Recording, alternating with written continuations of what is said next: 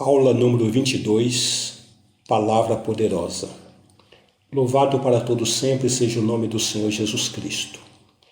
Através do Instituto Superior Formação de Guerreiros, vamos estudar juntos a Palavra de Deus.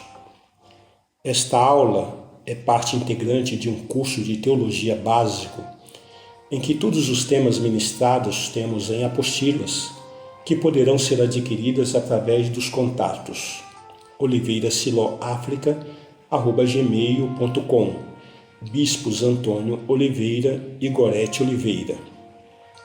Como de praxe, nós partimos através de uma introdução que está escrito em Lucas, no capítulo 11, versículo 27 e 28. Ora, aconteceu que, ao dizer Jesus estas palavras, uma mulher que estava entre a multidão exclamou e disse-lhe: Bem-aventurada aquela que te concebeu e os seios que te amamentaram. Ele, porém, respondeu: Antes, bem-aventurados são os que ouvem a palavra de Deus e aguardam. O que nós percebemos nesse texto é que quando alguém fez um elogio à mãe de Jesus, a Maria, que evidentemente foi quem o gerou, o menino Jesus, e quem amamentou, ele disse não. Bem-aventurado é aquele que ouve a minha palavra e aguardam. Isso para que não fiquemos idolatrando a mãe de Jesus. Maria teve o seu ministério, bem-aventurada, morreu na sua santidade, depois que teve Jesus, ela teve outros filhos, conforme diz a palavra de Deus, mas a religião diz que a Virgem Maria, e Maria teve uma vida comum. Ela se arrependeu, entregou a sua vida para o próprio Senhor Jesus Cristo. Isso está relatado em Lucas capítulo 2, Maria fazendo o seu cântico e a sua oração, reconhecendo que o Salvador está na pessoa realmente de Jesus Cristo. E assim nós percebemos o próprio Jesus dando esse testemunho que bem-aventurados são aqueles que ouvem a palavra de Deus e as guardam. Este é o entendimento das Santas Escrituras. Dentro do tema, o plano da salvação, estamos falando um pouco sobre a conversão e vida com Jesus Cristo. E tomamos agora a partir de Romanos capítulo 8, versículos 38 e 39, que diz: Porque eu estou bem certo de que nem morte, nem vida, nem anjos, nem principados, nem coisas do presente, nem do porvir, nem poderes, nem altura, nem profundidade, nem qualquer outra criatura poderá nos separar do amor de Deus que está em Cristo Jesus, nosso Senhor. Então nós podemos ver através desse texto que nada, absolutamente nada, nos separa do amor de Deus. Quando nós caminhamos com Deus, quando nós caminhamos com Cristo e o temos como nosso único Senhor e o nosso único Salvador. Ainda no Evangelho de João, no capítulo 10, versículos 27 até o 29, está escrito: As minhas ovelhas ouvem a minha voz, eu as conheço e elas me seguem. Eu lhes dou a vida eterna e jamais perecerão eternamente, e ninguém as arrebatará da minha mão. Aquilo que meu Pai me deu é maior do que tudo, e da mão do Pai ninguém pode arrebatar. A garantia divina de que nós somos dados a Jesus, fomos entregues a Jesus, Deus nos revelou a si mesmo na pessoa de Jesus Cristo, e ninguém pode nos afastar dele. Absolutamente nada pode nos tirar da presença de Deus que decidimos caminhar com o Criador. Aí em Atos, no capítulo 3, versículo 19, nós percebemos esse texto dizendo sobre o arrependimento para o perdão. Aqui o apóstolo Pedro, em seu discurso, ele diz: Arrependei-vos, pois, e convertei-vos, para serem cancelados os vossos pecados. Então, a Bíblia está dizendo muito claro que para termos os nossos pecados cancelados, pagos pelo Senhor Jesus Cristo, redimidos, é necessário que nos arrependamos dos nossos pecados E arrependimento é mudança de posição. Arrependimento não é continuar fazendo, é voltar à questão original, é prometer não fazer mais. Não adianta cometer pecado e depois continuar operando, fazendo os mesmos pecados e trazer como justificativa: mas a carne é fraca, mas eu gosto, é prazer. Então a pessoa não se arrependeu. Então é necessário arrependimento, mudança de estilo de vida, mudança de comportamento, mudança de posicionamento e nos converter. Confessar Jesus Cristo como único Senhor e Salvador, reconhecer que Ele é o nosso resgatador e assim caminhar com Cristo. Dessa maneira os nossos pecados são cancelados. Não importa qual tipo de pecado você tenha feito, se pequeno ou grande, se minúsculo ou estrondoso, não importa. Deus perdoa todos aqueles que se arrependem para caminhar com Ele.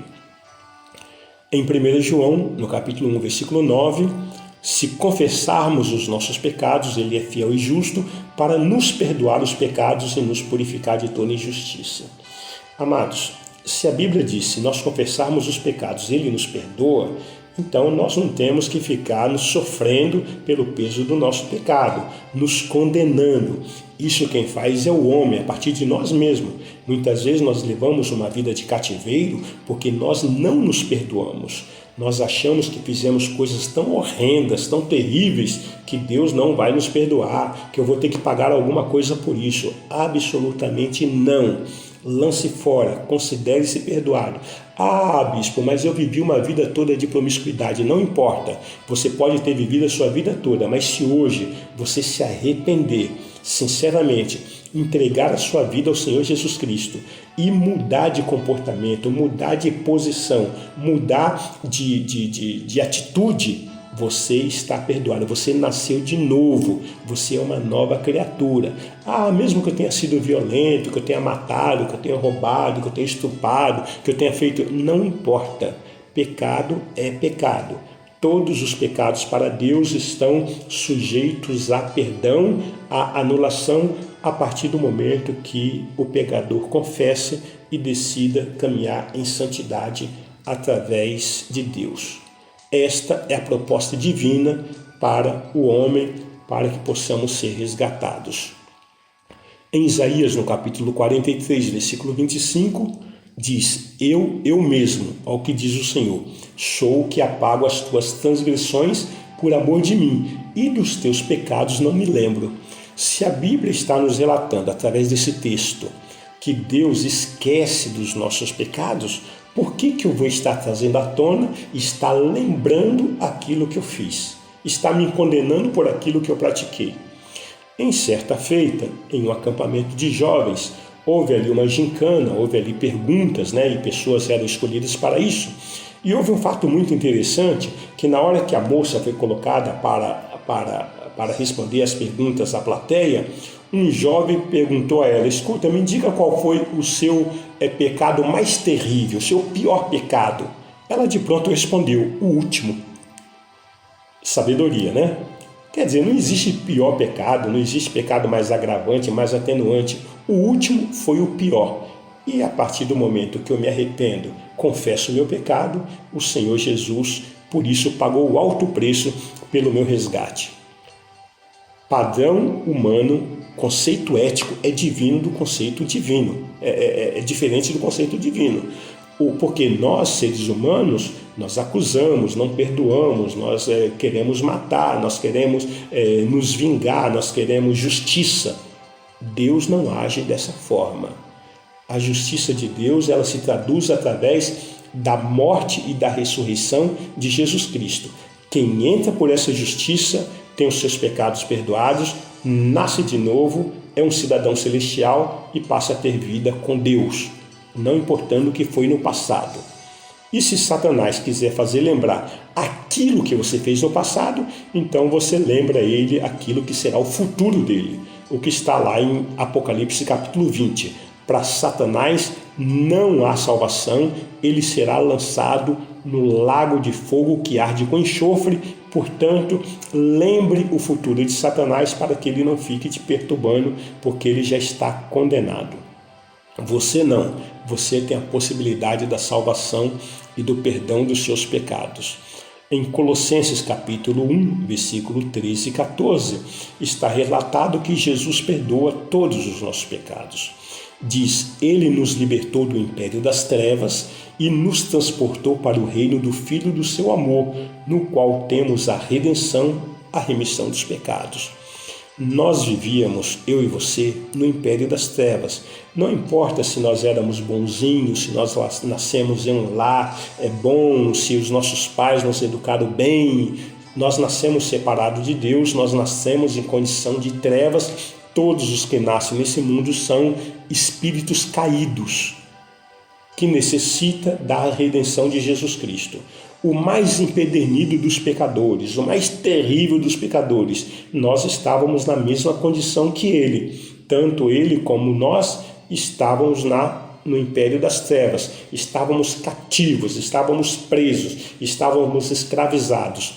E ele nos transportou para o reino do Filho do seu amor. Ele nos trouxe a redenção e a remissão, o perdão, o livramento de todos os nossos pecados. É o que nós cremos, é a proposta de Deus, nós caminhamos através disso e ninguém nos moleste, porque Jesus Cristo é o nosso único Senhor e Salvador.